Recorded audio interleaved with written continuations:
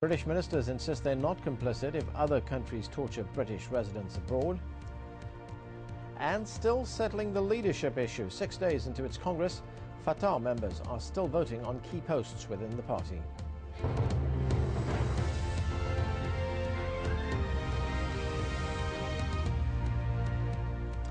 How are Pakistanis responding to the recent turmoil in their country and the role the United States is playing both inside and outside their troubled borders? Al Jazeera commissioned an extensive opinion poll from all over Pakistan, more than 2,600 people in both cities and the countryside. It found a nation with strong feelings about war, politics and relations with what Pakistanis see as a meddling and dangerous superpower. Owen Fay has this report. When asked first if they support their country's military campaign against the Taliban, 41% of our respondents said yes. 24% said no, they do not, and a slightly smaller number, 22%, say they remain neutral.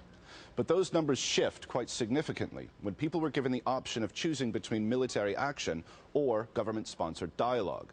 The same 41% said they still believe the military campaign is the right course of action, but an even larger number, 43%, want there to be dialogue instead. Which means that virtually everyone remaining neutral about the way things are going right now would overwhelmingly support dialogue if it were a viable option. And to understand why this shift would take place, we asked another question. Do you favor or oppose the drone attacks conducted by the United States on Pakistani soil against what Washington considers to be Taliban and al-Qaeda targets? 9% of our respondents said they do. An overwhelming 67% said they do not.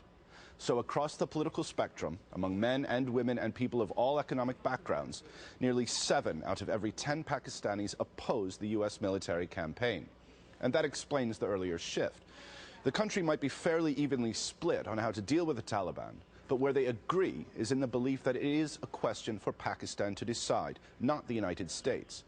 Which makes it all the more interesting, because on the important domestic issues of the day, Pakistanis show the diversity you would expect from a country of this size.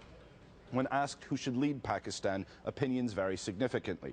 Some call for a military government, some for a coalition of religious parties, others a coalition of political parties. And while 38% don't support the current government, 50% either do or don't have a strong opinion one way or the other. But once again, when asked about the broader questions dealing with security and military actions, most Pakistanis agree. And in fact, it's how they agree which should make Washington think twice. We asked our respondents what they considered to be the biggest overall threat to their country. 11% said the Taliban. 18% said India. But a massive 59% said the biggest threat to Pakistan right now is in fact the United States. That's a number worth bearing in mind the next time Washington claims its military campaign is succeeding. Owen Fay, Al Jazeera. Among the reasons for the backlash against the United States could be the public perception that the U.S. forced Pakistan to take on the Taliban in a war that displaced more than 2 million people. That's the view of Lieutenant General Hamid Murad Khan, the former caretaker Interior Minister of Pakistan. Slowly and gradually, Americans have forced us to fight this war on terror, and army was prematurely committed even in SWAT. So whatever American wanted, they have been able to get, because this government was too weak to resist any of the American overtures. And they have been actually committing themselves on the side of America, much more than what even Pervez Musharraf did. But former CIA analyst Bruce Riedel, who led Barack Obama's policy review on Pakistan, told us that the poll shows no Obama effect in Pakistan. You're in deep trouble in Pakistan when you outpoll India as the bad guy. The Obama effect refers to the widespread popularity the US president enjoys in most parts of the world. Now, to look at the impact of the residents living in rural Pakistan, especially those in the Swat Valley, we're joined by Murad Khan, a former spokesperson for the Pakistani Military. When you look at the, thanks for joining us. When we look at the findings of this poll, we found that the United States was seen as a greater danger to Pakistan. We found that some people wanted dialogue with the Taliban, etc. Do any of these findings surprise you? No, it is not surprising, because in my personal opinion, the people of Pakistan, they're very smart and intelligent. in the Russo-Afghan war, when the American needed Pakistan, I'm just speaking on behalf of the Pakistani masses, what they feel. Pakistan acted as a frontline ally in Russo-Afghan war, and people feel that the concept of holy war was introduced by United States in Pakistan, which brought along fundamentalism and extremism in liberal and secular society of Pakistan. And when the objective of the United States was over, while leaving, they give another gift to the Pakistani masses in the form of Presidential Amendment. People don't forget that. After the lapse of so many years, when again the United States needed Pakistan, they declared Pakistan as a non-NATO ally and came to the region. On the other side, they went into a nuclear peace deal with India, which is arch and enemy and rival of Pakistan. People do feel that. Third thing is which is very serious concern of the Pakistani masses against United States is the drone stuff. They feel that they are violating our sovereignty all the time. Fourth and very important thing, which most of the time neither the United States nor Pakistani government talk about, is the Pakistani nuclear assets. People of Pakistan feel that beside other objective, United States is here in the region to deprive the masses of Pakistan of their nuclear asset, which has given stability to the region.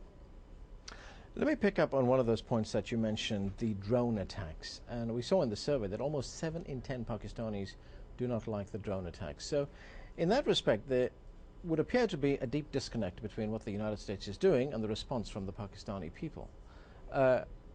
Is the United States, in one sense, winning the battle but losing the war?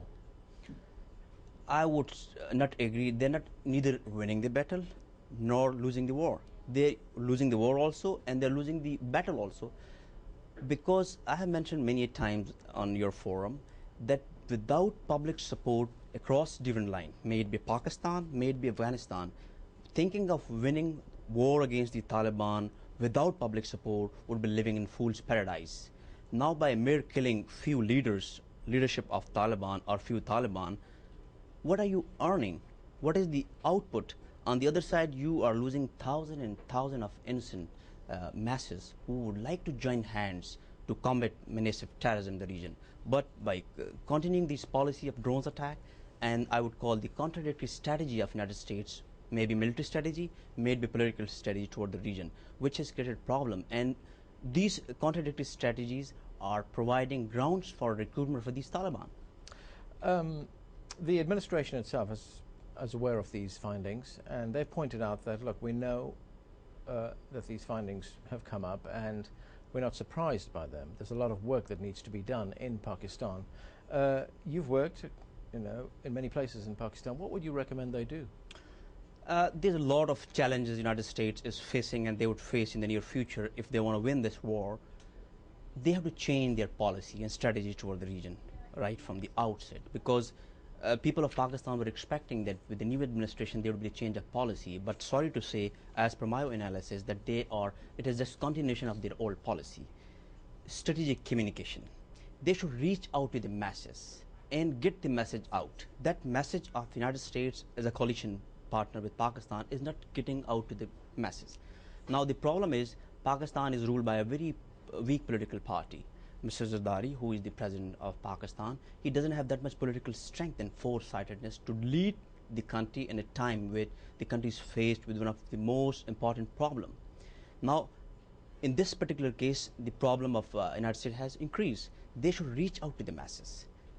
The message should go to the people of Pakistan that we are not going to abandon Pakistan the way we did back in late 80s. We will stay here. We are with you. We will combat this menace of terrorism altogether, and beside military action, we are going to develop this country and stay here for a longer time. And we are, as United States is famous in Pakistan, as fair weather friends, that we will not prove fair weather friends, which we proved in back 80s. We will stay here and support you. Okay, Murad Khan, thanks for joining us. Thank you, sir. Thank you. And if you head online to aljazeera.net/English, follow the Pakistan survey link on the right-hand side. Our web team has posted the full findings of the poll